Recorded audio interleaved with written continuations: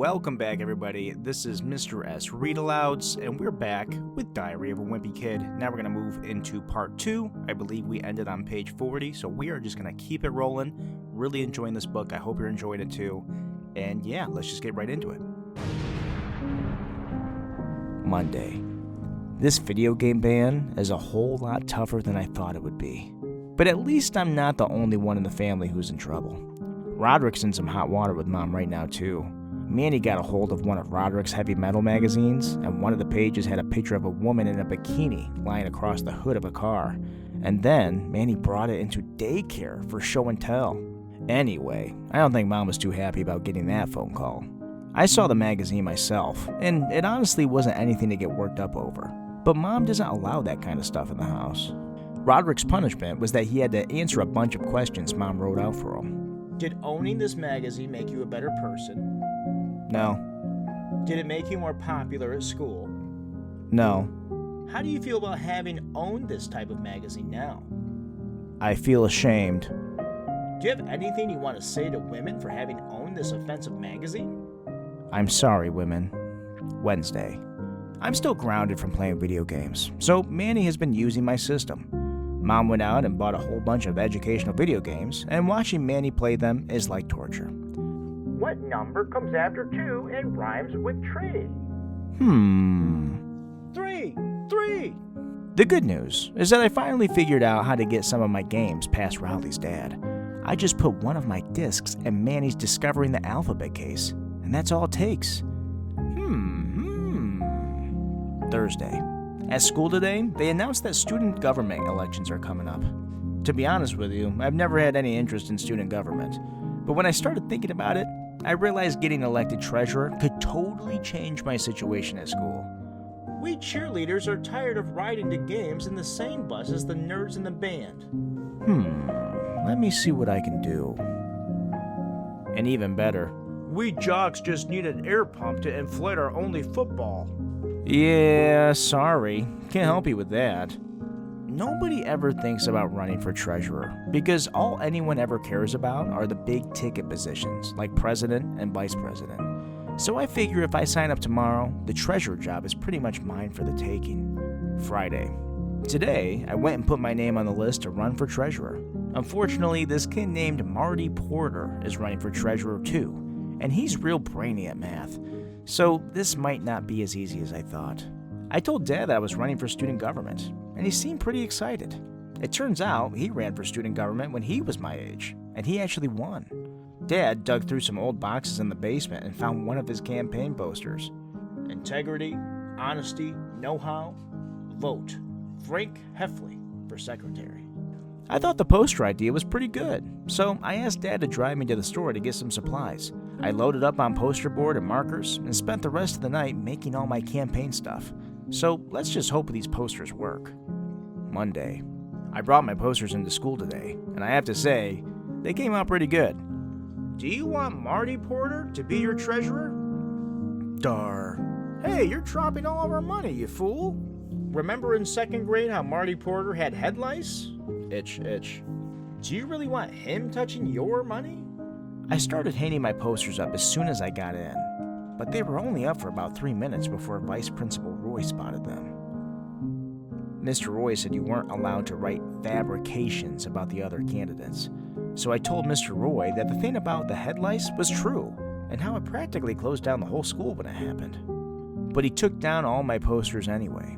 So today, Marty Porter was going around handing out lollipops to buy himself votes while my posters were sitting at the bottom of Mr. Roy's trash can. I guess this means my political career is officially over. October. Monday. Well, it's finally October, and there are only 30 days left until Halloween. Halloween is my favorite holiday, even though Mom says I'm getting too old to go trick-or-treating anymore. Halloween is my dad's favorite holiday too, but for a different reason. On Halloween night, while all the other parents are handing out candy, Dad is hiding in the bushes with a big trash can full of water. And if any teenagers pass by our driveway, he drenches them. Yarg. I'm not sure Dad really understands the concept of Halloween, but I'm not going to be the one who spoils the fun. Trick or treat!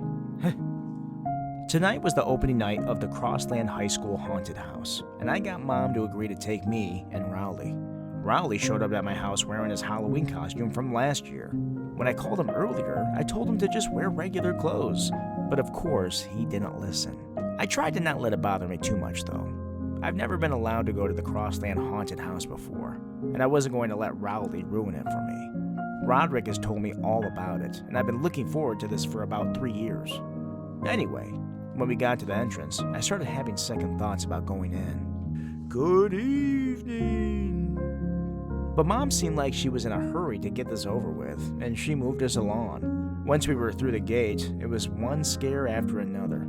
There were vampires jumping out at you and people without heads and all sorts of crazy stuff. But the worst part was this area called Chainsaw Alley. There was this big guy in a hockey mask, and he had a real chainsaw. Roderick told me the chainsaw was a rubber blade, but I wasn't taking any chances. Right when it looked like the chainsaw guy was going to catch us, Mom stepped in and bailed us out. That's not nice. I'm sorry, ma'am. Mom made the chainsaw guy show us where the exit was, and that was the end of our haunted house experience right there. I guess it was a little embarrassing when Mom did that, but I'm willing to let it go this one time. Saturday. The Crossland Haunted House really got me thinking. Those guys were charging $5 a pop, and the line stretched halfway around the school. I decided to make a haunted house of my own. Actually, I had to bring Rowley in on the deal, because Mom wouldn't let me convert our first floor into a full-out haunted mansion. I knew Rowley's dad wouldn't be crazy about the idea either, so we decided to build a haunted house in his basement and just not mention it to his parents. Me and Rowley spent most of the day coming up with an awesome plan for our haunted house. Here was our final plan. Hall of Screams, Lake of Blood, Bottomless Pit, Rat Tunnel, Maze of 1,000 Skulls, Knife Alley, Hand Hall, Death Slide, Acid Lake, Exit. I don't mean to brag or anything, but what we came up with was way better than the Crossland High School Haunted House. We realized we were going to need to get the word out that we were doing this thing, so we got some paper and made up a bunch of flyers. I'll admit, maybe we stretched the truth a little in our advertisement, but we had to make sure people actually showed up. Haunted house with live sharks. Ouch. 32 Surrey Street. Admission, 50 cents. 3 p.m. By the time we finished putting the flyers up around the neighborhood and got back to Rowley's basement, it was already 2:30, and we hadn't even started putting the actual haunted house together yet. So we had to cut some corners from our original plan. When 3 o'clock rolled around, we looked outside to see if anyone had showed up, and sure enough, there were about 20 neighborhood kids waiting in line outside Rowley's basement. Now, I know our flyer said admission was 50 cents, but I could see that we had a chance to make a killing here. So I told the kids that admission was $2, and the 50-cent thing was just a typo. The first kid to cough up his $2 was Shane Snella. He paid his money, and we let him inside, and me and Rowley took our positions in the Hall of Screams. The Hall of Screams was basically a bed with me and Rowley on either side of it. Rah! Rah! Squeal! I guess maybe we made the Hall of Screams a little too scary, because halfway through, Shane curled up in a ball underneath the bed. We tried to get him to crawl out from under there, but he wouldn't budge. I started thinking about all the money we were losing with this kid clogging up the Hall of Screams, and I knew we had to get him out of there quick. Eventually, Rowley's dad came downstairs. At first I was happy to see him, because I thought he could help us drag Shane out from under the bed and get our haunted house cranking again. But Rowley's dad wasn't really in a helpful mood. Rowley's dad wanted to know what we were doing and why Shane Snella was curled up under the bed. We told him that the basement was a haunted house and that Shane Snella actually paid for us to do this to him. But Rowley's dad didn't believe us.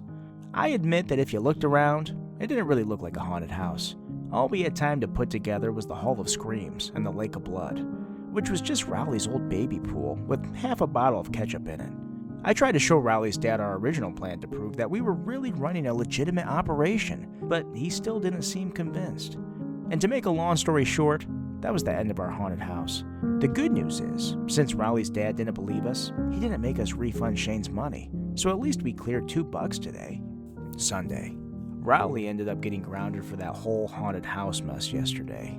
He's not allowed to watch TV for a week, and he's not allowed to have me over at his house during that time. That last part really isn't fair, because that's punishing me, and I didn't even do anything wrong. And now, where am I supposed to play my video games? Anyway, I felt kind of bad for Rowley. So tonight, I tried to make it up to him. I turned on one of Rowley's favorite TV shows, and I did a play-by-play over the phone so we could kind of experience it that way. Wow, look at the size of that flamethrower. Oh, yeah, never mind. I did my best to keep up with what was going on the screen, but to be honest with you, I'm not sure if Rowley was getting the full effect. I bet this part will be funny. Whoop, I was right, it was funny.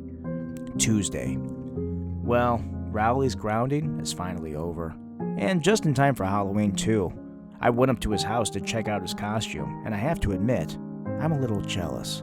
Rowley's mom got him this night costume that's way cooler than his costume from last year. His night outfit came with a helmet and a shield and a real sword and everything. I've never had a store-bought costume before. I still haven't figured out what I'm going to go as tomorrow night, so I'll probably just throw something together at the last minute. I figured maybe I'll bring back my toilet paper mummy again. But I think it's supposed to rain tomorrow night, so that might not be the smartest choice. In the past few years, the grown-ups in my neighborhood have been getting cranky about my lame costumes, and I'm starting to think it's actually having an effect on the amount of candy I'm bringing in. What are you supposed to be? A cowboy? Double baseball hats. But I don't really have time to put together a good costume because I'm in charge of planning out the best route for me and Rowley to take tomorrow night. This year, I've come up with a plan that'll get us at least twice the candy we scored last year. Halloween. About an hour before we were supposed to start trick-or-treating, I still didn't have a costume. At this point, I was seriously thinking about going as a cowboy for the second year in a row. But then, Mom knocked at my door and handed me a pirate costume with an eye patch and a hook and everything. Rowley showed up around 6:30 wearing his night costume, but it didn't look anything like it looked yesterday. Rowley's mom made all these safety improvements to it, and you couldn't even tell what he was supposed to be anymore. She cut out a big hole in the front of his helmet so he could see better, and covered him up in all this reflective tape. She made him wear this winter coat underneath everything, and she replaced his sword with a glow stick. I grabbed my pillowcase, and me and Rowley started to head out, but Mom stopped us before we could get out the door.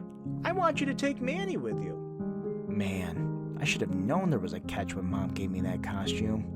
I told Mom there was no way we were taking Manny with us, because we were going to hit 152 houses in 3 hours, and plus, we were going to be on Snake Road, which is way too dangerous for a little kid like Manny. I should have never mentioned that last part, because the next thing I knew, Mom was telling Dad he had to go along with us to make sure we didn't step foot outside our neighborhood. Dad tried to squirm out of it, but once Mom makes up her mind, there's no way you can change it. Before we even got out of our own driveway, we ran into our neighbor Mr. Mitchell and his kid Jeremy, so of course, they tagged along with us.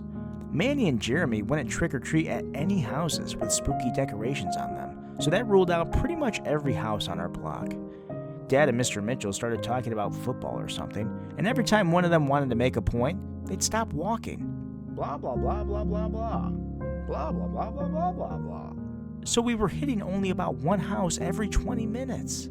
After a couple of hours, Dad and Mr. Mitchell took the little kids home. I was glad, because that meant me and Rowley could take off. My pillowcase was almost empty, so I wanted to make up as much time as possible. A little while later, Rowley told me he needed a potty break.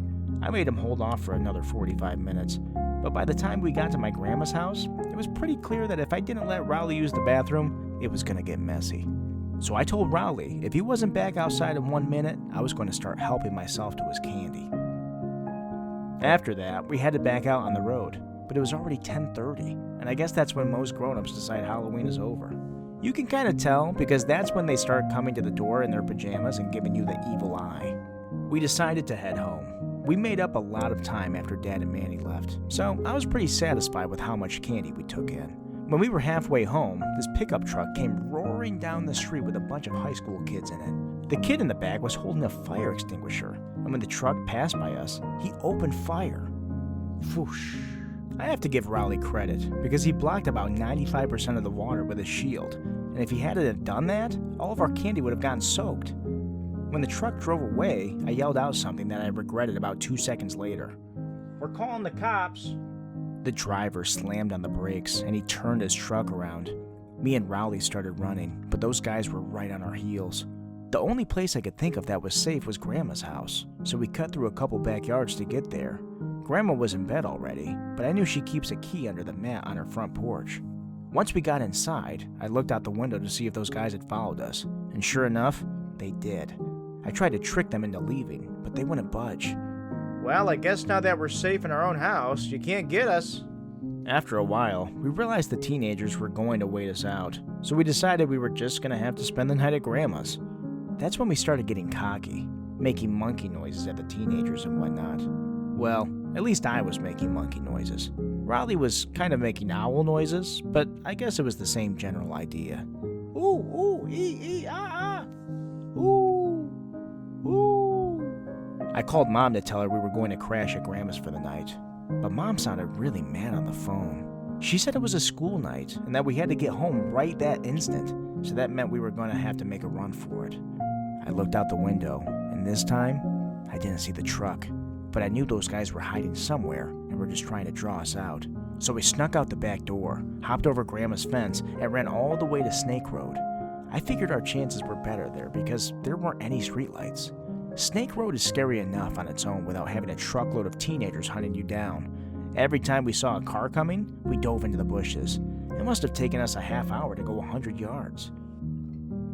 But believe it or not, we made it all the way home without getting caught. Neither of us let our guard down until we got to my driveway.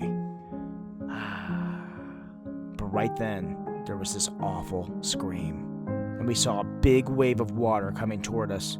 Splash! Man, I forgot all about Dad, and we totally paid the price for it. Whoops! When me and Rowley got inside, we laid out all of our candy on the kitchen table. The only things we could salvage were a couple of mints that were wrapped in cellophane and the toothbrushes Dr. Garrison gave us.